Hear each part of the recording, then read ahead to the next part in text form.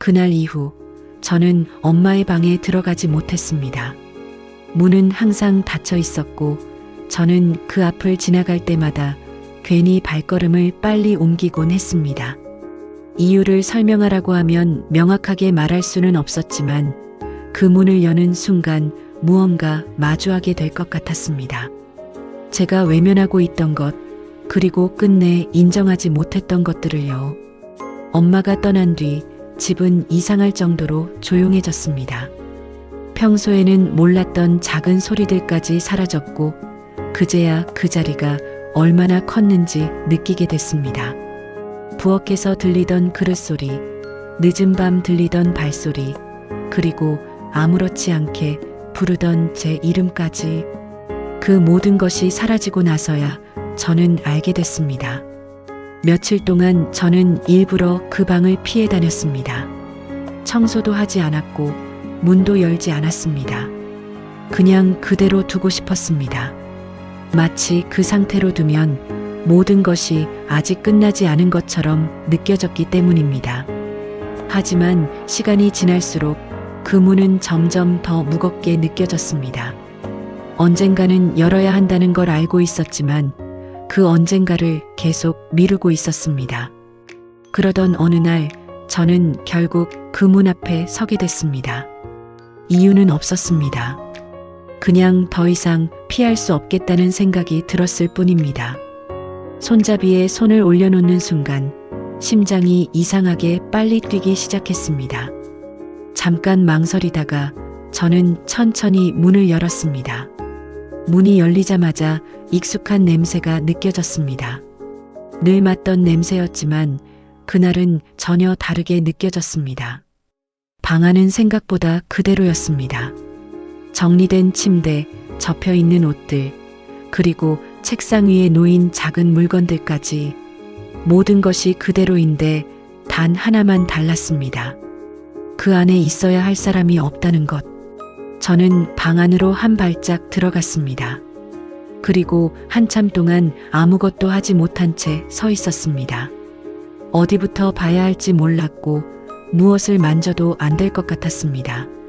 그러다가 자연스럽게 시선이 책상 위로 향했습니다.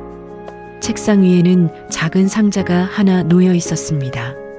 평소에는 본 적 없는 물건이었습니다. 저는 잠시 그 앞에 서 있다가 천천히 손을 뻗었습니다.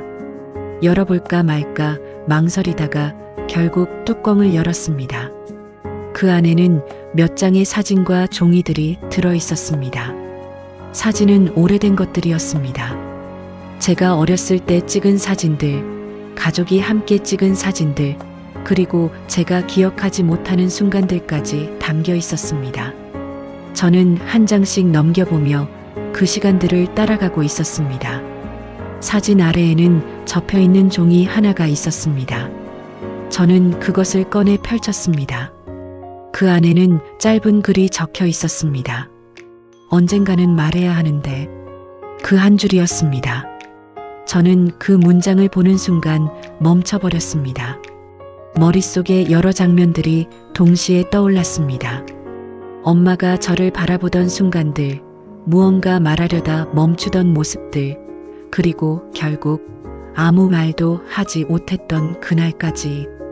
그 문장은 그 모든 순간들을 설명해주고 있었습니다. 엄마는 말하려고 했습니다. 하지만 끝내 말하지 못했습니다. 그리고 저는 그걸 한 번도 제대로 듣지 않았습니다. 저는 그 종이를 한참 동안 바라보고 있었습니다. 눈을 떼고 싶었지만 뗄 수가 없었습니다. 그 안에는 제가 외면해왔던 시간이 그대로 남아 있었기 때문입니다. 그날 이후 저는 다시 그 방 문을 닫았습니다. 그리고 한동안 그 안에 들어가지 못했습니다. 문을 열면 또다시 그 감정을 마주해야 할 것 같았기 때문입니다. 제가 놓쳐버린 순간들, 듣지 못한 말들, 그리고 돌아갈 수 없는 시간들까지. 시간이 지나도 그 문 앞에 서면 여전히 같은 생각이 듭니다. 그날 조금만 달랐더라면 어땠을까? 한 번이라도 더 물어봤더라면, 한 번이라도 더 들어봤더라면.